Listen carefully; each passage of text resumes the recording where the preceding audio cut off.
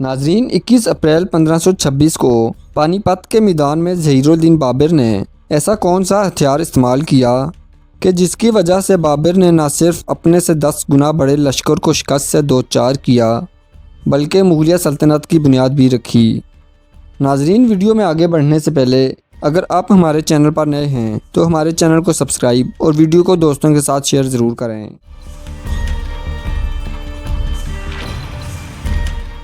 21 April 1526 کو پانی پت کے میدان میں مغل بادشاہ ظہیر الدین بابر اور سلطنت دہلی کے سلطان ابراہیم لودھی کی فوجیں آمنے سامنے ہوئیں۔ ناظرین ابراہیم لودھی کی فوج میں 1 لاکھ جوان اور سینکڑوں کی تعداد میں ہاتھی تھے، لیکن دوسری طرف بابر کے پاس صرف 12,000 سپاہی تھے، مگر بابر خود ایک تجربہ کار سپہ سالار اور فن حرب سے اچھی طرح واقف تھا۔ لیکن ناظرین بابر کے پاس ایک ایسا ہتھیار تھا جو کہ اس کے دشمنوں نے آج تک دیکھا ہی نہیں۔ یہ ہتھیار تھا توپیں۔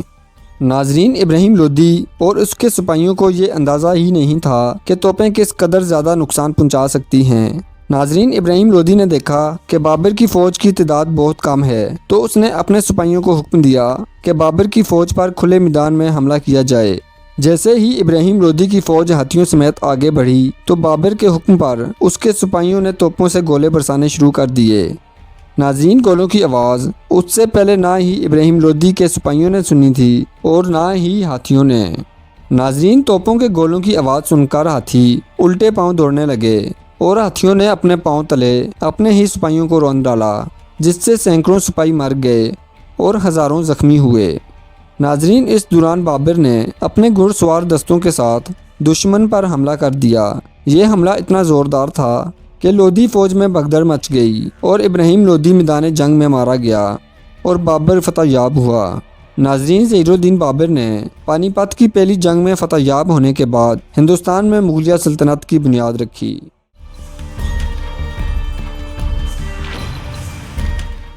27 جنوری 1556 کو نصیر الدین محمد ہمایوں فوت ہو گئے تو اس وقت آپ کا بیٹا جلال الدین اکبر جو کہ 14 برس کا تھا۔ اس وقت اکبر دہلی سے 470 کلومیٹر دور قلعہ نور میں تھا۔ ہمایوں کا وفادار بیرم خان جو کہ اکبر کے ساتھ قلعہ نور میں تھا، جب اسے ہمایوں کی وفات کی خبر ملی تو وہ آنے والے خدشات کو سمجھ گیا۔ بیرم خان نے اکبر کو دہلی لے جانے کے بجائے قلعہ نور میں ہی ایک تقریب منعقد کی اور اکبر کے بادشاہ ہونے کا اعلان کر دیا۔ ناظرین بیرم خان خود ہمایوں کا وزیر اور گارڈین بن گیا۔ اب ہمایوں کی موت کی خبر پھیلی تو ساری سلطنت میں بغاوت شروع ہو گئی۔ ہندوستان میں مغلیہ سلطنت کا سب سے بڑا دشمن سوری خاندان تھا۔ سوری سلطنت ہندوستان کے مشرقی علاقوں پر مشتمل تھی۔ سوری سلطنت کے ایک وزیر ہیمو نے ہمایوں کی موت کی خبر سنتے ہی دہلی اور آگرہ پر چڑھائی شروع کر دی اور کامیاب بھی ہو گیا۔ اس نے وکرمادتیہ کے نام سے ہندوستان کا نیا شہنشاہ ہونے کا اعلان کر دیا۔ ناظرین بظاہر دہلی اکبر کے ہاتھ سے نکل چکا تھا، لیکن ہمایوں کا گارڈین بیرم خان ہار ماننے کو تیار نہیں تھا۔ بیرم خان نے اکبر کی سربراہی میں مغل افواج کو ساتھ لیا اور دہلی کے لیے نکل گیا، اور دوسری طرف ہیمو بھی پوری طاقت کے ساتھ مقابلے کے لیے نکلا۔ 5 نومبر 1556 کو پانی پت کے تاریخی میدان میں دونوں فوجیں آمنے سامنے ہوئیں۔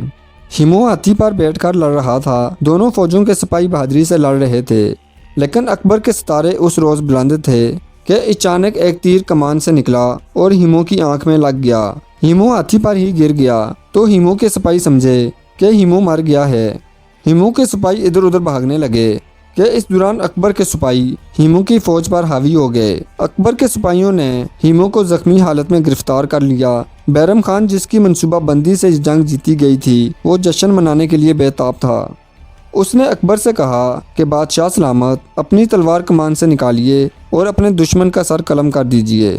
لیکن اکبر نے کہا، ہارے ہوئے اور بندھے ہوئے دشمن کا سر کاٹنا کوئی بہادری نہیں، ہماری تلوار یہ کام نہیں کرے گی، اسے لے جاؤ۔ لیکن ناظرین بیرم خان ہیمو کو زندہ چھوڑنے کا رسک نہیں لینا چاہتا تھا، لہٰذا اس نے اپنی تلوار نکالی اور ہیمو کا سر قلم کر دیا۔ ہیمو کی موت کے بعد دہلی اور آگرہ ایک بار پھر مغلیہ سلطنت میں شامل ہو گئے۔